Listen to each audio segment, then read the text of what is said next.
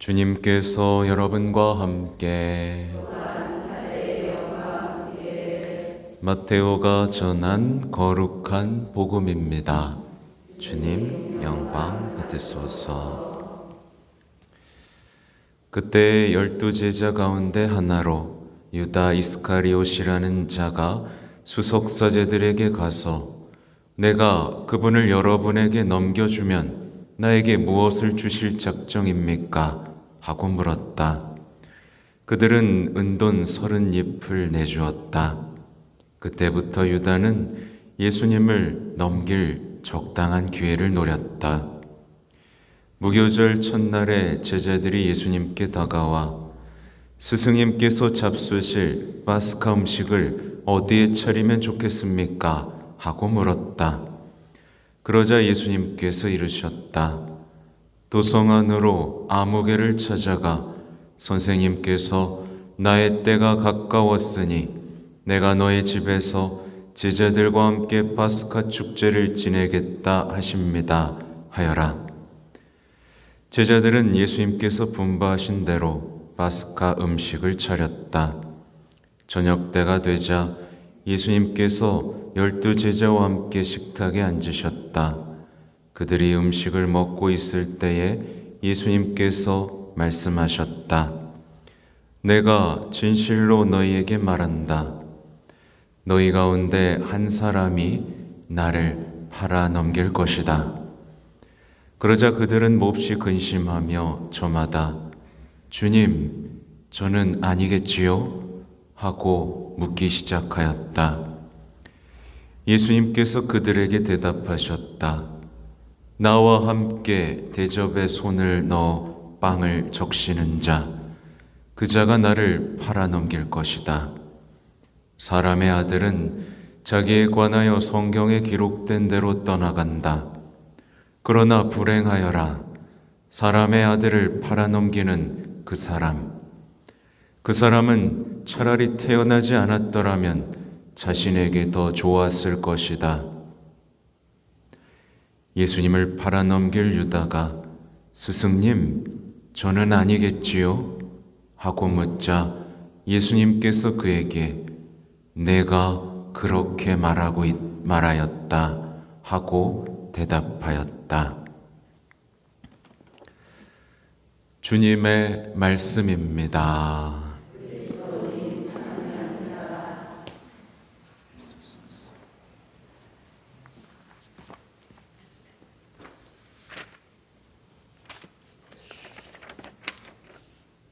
참 예수님, 네, 이번 주 이 내용들은 다 끔찍한 어떤 배신의 이야기이고 늘 말씀드리지만 언제나 우리의 이야기가 될 수 있는, 그래서 우리의 모습을 돌아봐야 하는 복음의 내용이 선포되고 있습니다. 또 이사야서의 말씀은 오늘 주님의 종의 셋째 노래이죠. 그래서 이 이야기들을 들으면서 언제나 나는 과연 내가 당하는 수치와 모욕 앞에서 나의 사랑과 신뢰를 키워가고 있는지, 내가 수치와 모욕을 당하는 바로 그 순간이 주님, 은총의 때이옵니다 라고 기도하며 예수님의 순환에 동참하고 또 영광에 동참하는 어떤 신앙의 신비 속으로 나아가고 있는지를 계속 점검해 봐야 되는 시기입니다. 오늘 이제 화답송에서 보면 그들은 저에게 먹으라 쓸개를 주고 목마를 때 신포도주를 마시게 하였나이다. 고난을 당하고 있는데 조롱을 하고 있는 그들의 민낯을 고백하죠. 그러나 마지막 부분이 항상 하이라이트예요. 하느님의 이름을 노래로 찬양하리라. 감사 노래로 그분을 기리리라. 그죠? 우리가 불평하고 불만을 가질 수 있습니다. 그리고 상처받았다고, 모욕당했다고, 그렇게 살고 싶진 않다라고 주님께 말씀드릴 수는 있습니다만, 이 말들은 나의 말로 끝나면 안 되고 하느님의 언어로 이제 바뀌어 가야 되는 거죠. 가난한 이들아 보고 즐거워하여라. 하느님을 찾는 이들아 너희 마음에 생기를 돋우어라. 주님은 불쌍한 이의 간청을 들어주시고 사로잡힌 당신 백성을 멸시하지 않으신다. 이렇게 노래하고, 누가 나에게 대적하려는가?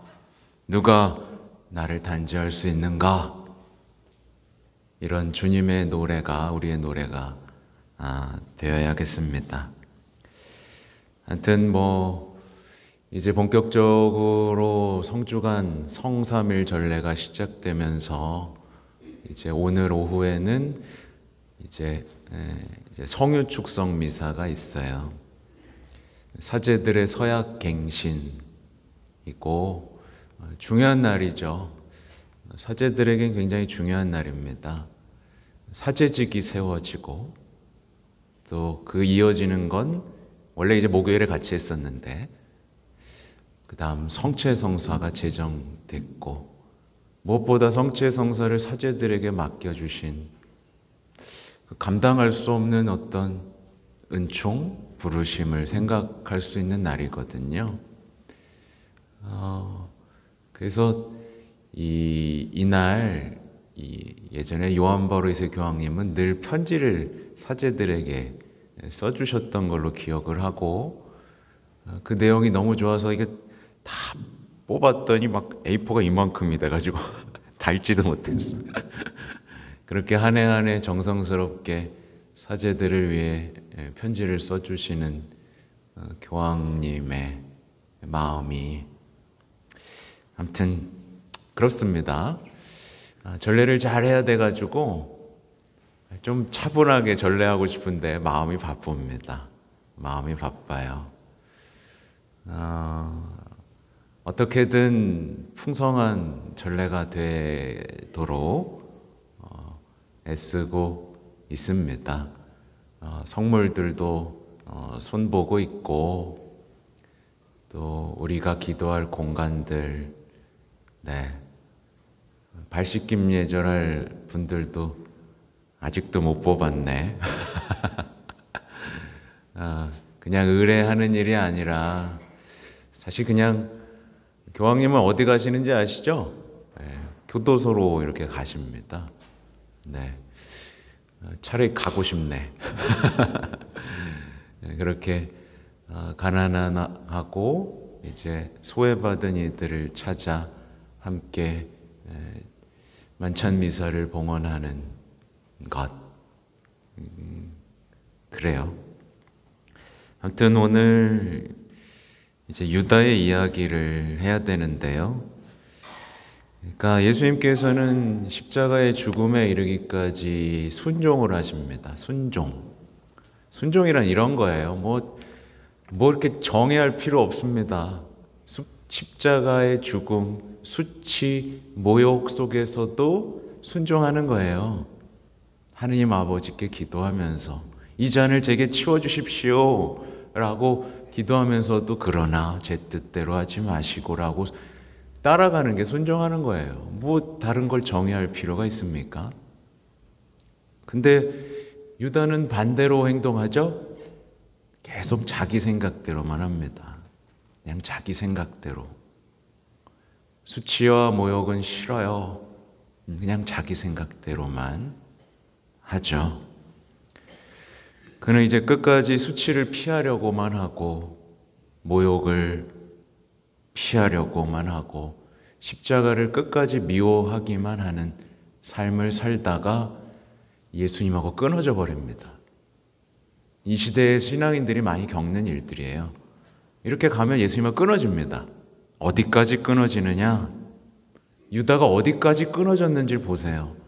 유다는 예수님이 용서하실 수 없을 정도로 끊어집니다. 예수님이 용서하지 못하도록 자신의 목숨을 스스로 끊어버립니다. 어디까지 끊어졌는지 보세요. 일상에서도 끊어졌을 뿐만 아니라 그 영원한 자비에서도 끊어져 버립니다. 끔찍한 모습이죠. 그는 십자가를 바라봅니다. 죽음의 순간에 바라봐요. 근데 십자가를 보면서 사랑과 자비의 하느님을 바라보는 게 아니라 십자가를 보면서도 자기에 대한 연민과 슬픔 속에서 목숨을 끊습니다.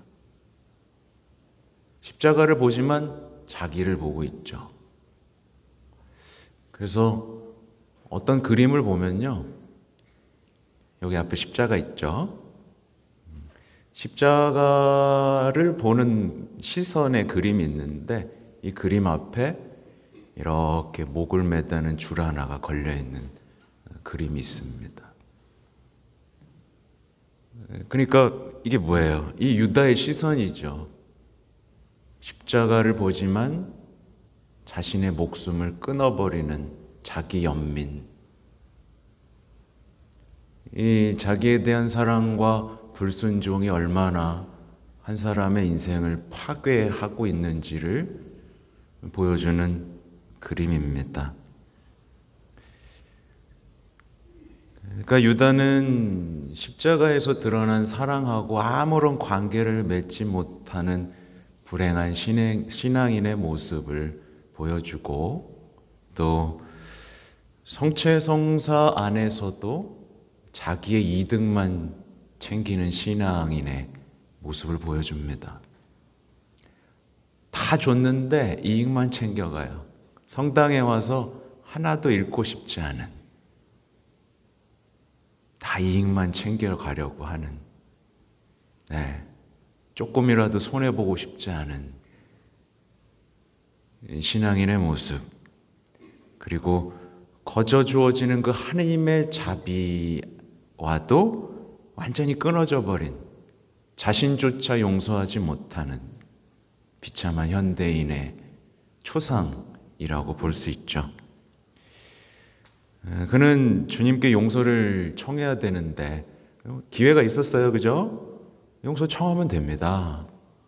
근데 고립되죠. 고립된 자기 반성, 고립된 후회, 고립된 자기 분석의 길에 들어서게 됩니다. 그러면서 이제 내가 왜 이럴까? 내가 어쩌다 이렇게 됐을까? 라고 반성하고 다짐해 보지만 그 악의 무게는 못 견디죠. 이때 하느님의 목소리를 들었다면, 하느님의 자비를 받다면 일어났을 텐데, 그게 아니라 악마의 목소리, 너는 쓸모없다, 넌 쓰레기다, 이런 목소리만 들으면서 이제 목숨을 끊는 겁니다. 예수님께서는 그가 회개하도록 도와주시죠. 오늘 보세요. 예수님은요, 이 배반자가 회개하도록 도와주십니다. 내가 진실로 너희에게 말한다. 너희 가운데 한 사람이 나를 팔아넘길 것이다. 도와주시는 거예요. 그의 구원을 위해서 이제 말씀으로 힌트를 주고 계십니다. 이걸 못 알아들어요. 근데 이거를 못 알아듣습니다. 그러니까 한 배반자를 구원하기 위해서 모든 제자들을 근심에 빠뜨립니다.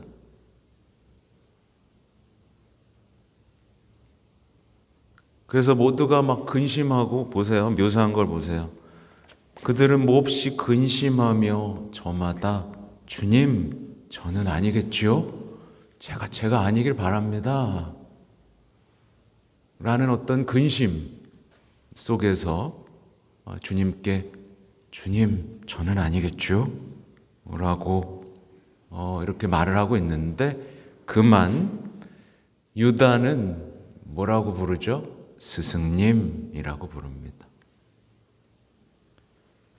양심의 가책은 있었나 보죠.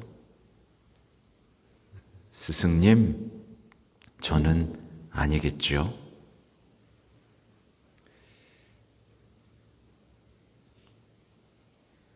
그러니까 그에게는 이미 예수님이 고작 스승님이었던 거예요. 예. 그리스도인들 중에도 그저 예수님을 스승님 정도로 모시는 사람들이 있죠. 어쩌면 이게 변명하는 것처럼 누군가를, 그래서 제가 뭘 묵상했냐면 여러분이 어떤 사람들을, 누군가를 한 단계 낮춰 부를 때를 조심하라, 이 말씀입니다. 그래서 주님을 스승님으로 낮춰 부르고 내 형제를 그 사람으로 낮춰 부르고 내 배우자를 또 낮춰 부르고, 네, 어떤 이들을 계속 낮춰 부르려는 그 마음 안에는 자신의 양심을 덮어버리는 변명이 섞여 있습니다. 네. 그가 잘못한 거야 라고 아무리 말해봐야 소용없습니다. 회개할 기회를 그렇게 덮고 있는 거예요.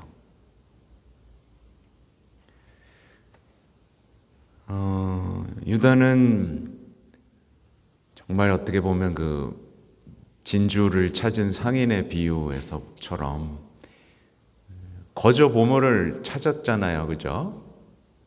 그걸 지켜내야 됐습니다. 근데 팔아버립니다. 뭘 가지려고? 돈 가지려고. 네. 그러니까 참 그런 거예요, 여러분. 그러니까 그는 예수님과의 우정을 배신하는 것으로 세속적인 이득을 챙깁니다. 보세요. 신앙을 헐값에 팔아넘기는 사람들이 있어요. 그렇죠? 자신의 웰빙 라이프를 위해서, 남들처럼 누리기 위해서 헐값에 팔아버린 사람들이 있죠.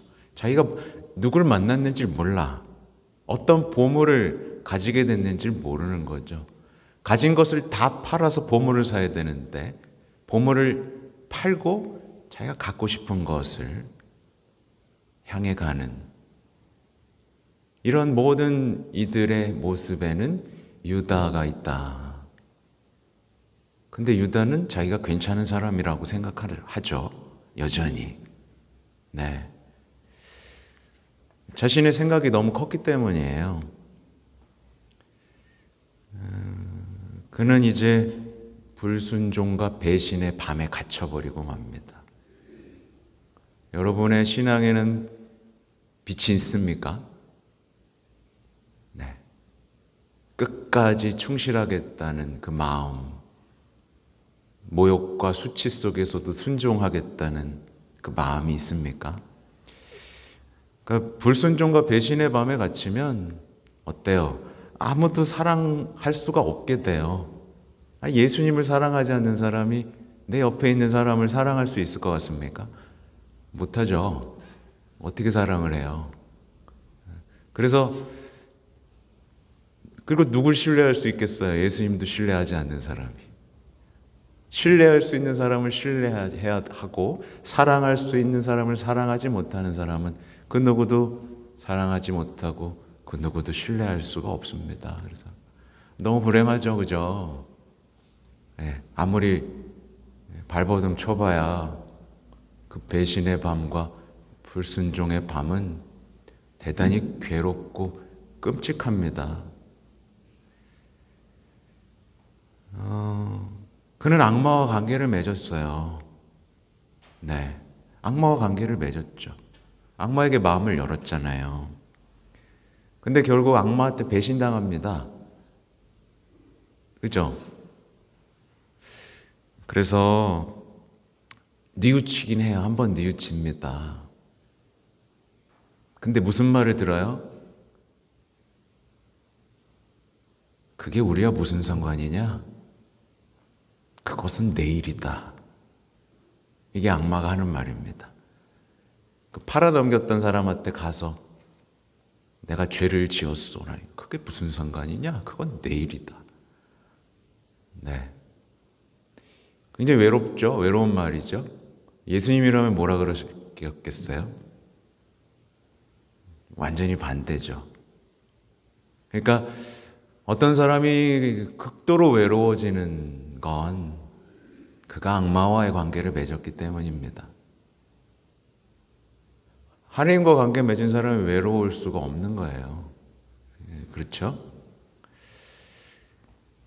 예수님께서는 그에게 뭐라고 말씀하시냐면 내가 그렇게 말하였다 라고 말씀하십니다.